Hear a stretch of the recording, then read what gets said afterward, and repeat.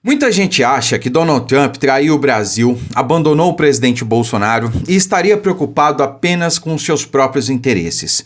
Mas o que Trump fez foi simplesmente uma jogada de mestre. Com uma tacada só, ele deixou Lula e Alexandre de Moraes comendo nas suas mãos e vocês vão entender como e por quê. Desde já compartilhe o vídeo, deixe o seu like aí embaixo e inscreva-se no canal para não perder nenhum vídeo novo, tá certo? Bom, primeiro a gente precisa entender que a revogação da Lei Magnitsky veio condicionada a alguma coisa. Isso não foi de graça. Então, o primeiro ponto, houve claramente um acordo entre Brasil e Estados Unidos, Lula e Donald Trump, claro, envolvendo Alexandre de Moraes.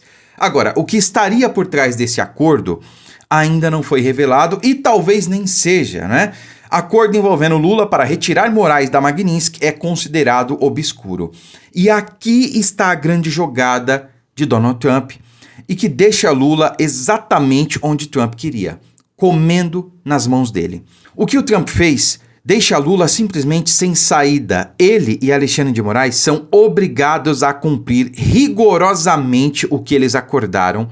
Caso contrário, o que Trump revelar pode derrubar Lula e Alexandre de Moraes de uma vez só e talvez conduzir os dois para a cadeia, lugar de onde Lula nunca deveria ter saído. E vocês vão entender por quê. Claro que a essa altura tudo que a gente pode fazer é especular o que estaria por trás desse acordo, né? Tem a questão aí das terras raras, concessão de exploração para os Estados Unidos, né? E muito está envolvido nisso.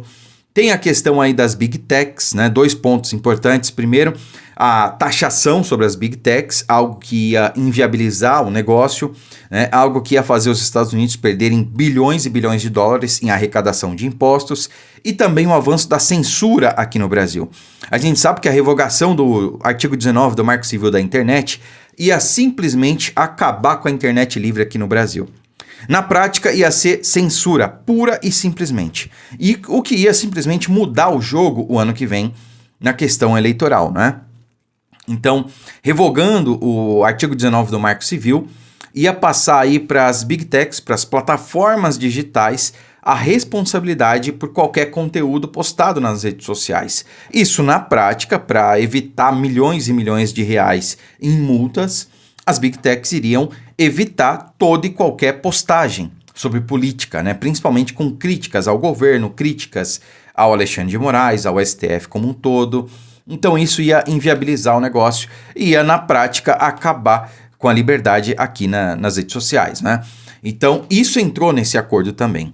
Agora, outras questões que não podem ter entrado nesse acordo. Uma dessas questões é a concessão de exploração de terras raras aqui no Brasil.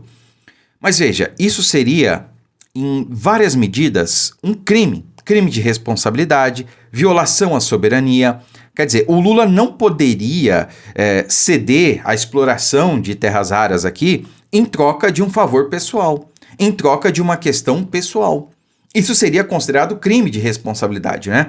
Eu até consultei aqui o que poderia acarretar esse possível acordo aí pela revogação da Lei Magnitsky para o Lula e também para o Alexandre de Moraes, né? E eu achei aqui algumas possibilidades, olha só. Se a concessão de exploração de terras raras aqui no Brasil foi moeda de troca para a revogação da Lei Magnitsky, veja só o que a gente pode ter de consequências, né? Primeiro, crime de responsabilidade. O uso de recursos estratégicos da União para resolver questões de caráter pessoal ou institucional de outro poder poderia ser interpretado como um atentado à probidade administrativa e ao patrimônio nacional, passível de impeachment. Segunda hipótese, prevaricação ou corrupção passiva. Se um agente público utiliza a função para obter uma vantagem para si ou para outrem, neste caso a blindagem a Alexandre de Moraes, né? Violando o interesse público, há indícios de crimes previstos no Código Penal. Ou seja, isso pode inclusive dar cadeia, né? E a hipótese 3, violação da soberania nacional. A Constituição Federal exige que a exploração de recursos minerais siga ritos rigorosos de licitação e interesse nacional. Ceder esses recursos em uma negociação de balcão feriria o princípio da impessoalidade e da legalidade. Ou seja, meus amigos, vocês perceberam aqui aonde o Lula e Alexandre de Moraes se enfiaram? É isso mesmo. Eles estão simplesmente nas mãos de Donald Trump. Porque nada foi revelado até agora. A questão está sob sigilo diplomático, né? Esse acordo aí está sob sigilo diplomático. Ou seja, isso não foi divulgado e provavelmente não será. E este é o motivo dos dois, Lula e Alexandre de Moraes, estarem sim nas mãos de Donald Trump. Porque se eles não cumprirem o que foi acordado rigorosamente, Donald Trump joga no ventilador. Ah, é? Vocês não vão cumprir?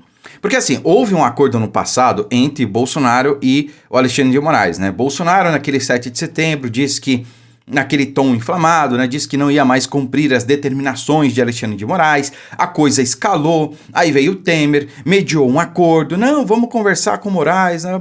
Bolsonaro, numa atitude de um verdadeiro líder, um verdadeiro estadista, né? Para evitar um mal maior, para evitar um desgaste, para evitar retaliação, para evitar problemas maiores, sentou com Alexandre de Moraes, aceitou realmente ali a recomendação do Temer e falou, não, eu faço um acordo então.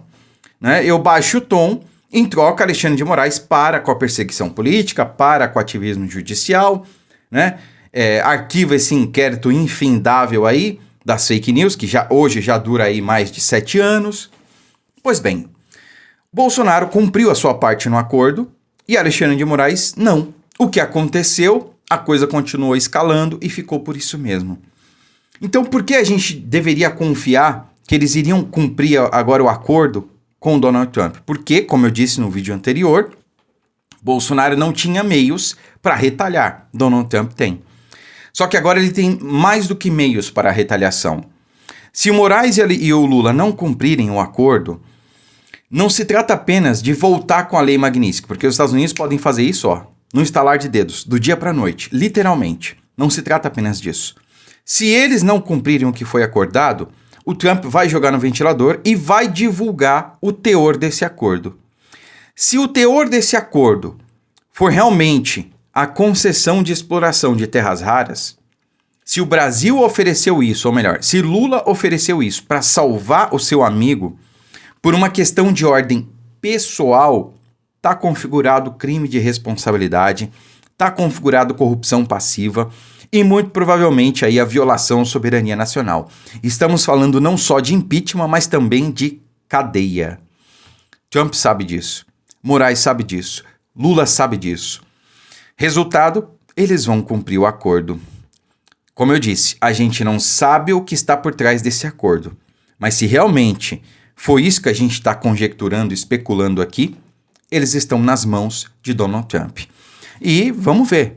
Se as coisas avançarem, se a anistia avançar nos próximos meses, é porque realmente isso estava costurado no acordo. Porque a gente sabe, o STF é contra a anistia. Eles já eram contra a dosimetria. Por que a dosimetria está avançando agora?